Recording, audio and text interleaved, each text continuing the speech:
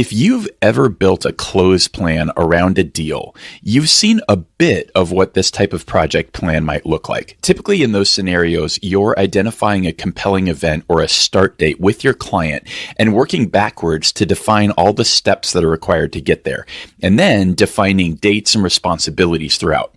In that document, you'll identify things like legal and contract negotiations, the key meetings and presentations that will need to take place along the way, and all of the various stakeholder sign-offs you'll need, things like that. In my model, I actually take that a couple of steps further.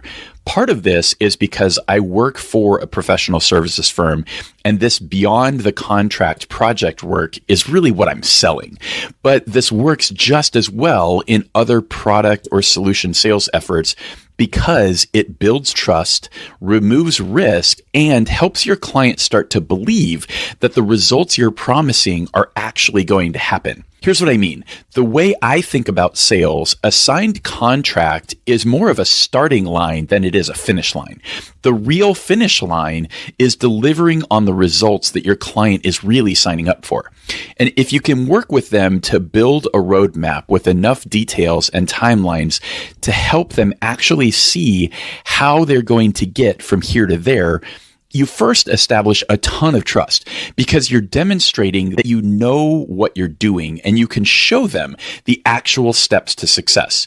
It also takes a ton of risk out of their decision.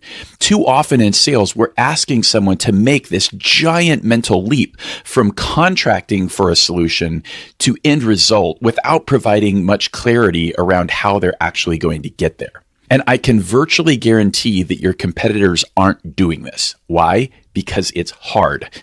It requires a bunch of upfront work, but if you do it, your win rates are going to increase dramatically. Just make sure you do some really solid qualifying on the front end because you don't want to invest this level of effort in a deal that's not real. Although this also serves as a great qualifier in itself. If you lay out this approach with your client and they're not willing to participate, it's very unlikely that you have a legit deal. So if they do buy in, don't think that you have to do all of this yourself. This is what team selling is all about. You may need to get aligned with your internal services organization or account management or client success teams, or collaborate with an outside partner, or potentially all of the above, depending on the size and complexity of the opportunity. Ideally, you're building the plan with your client, and it needs to include details around who's responsible for what and when. Then you build a cadence of what are essentially project management calls with the core team to hold each other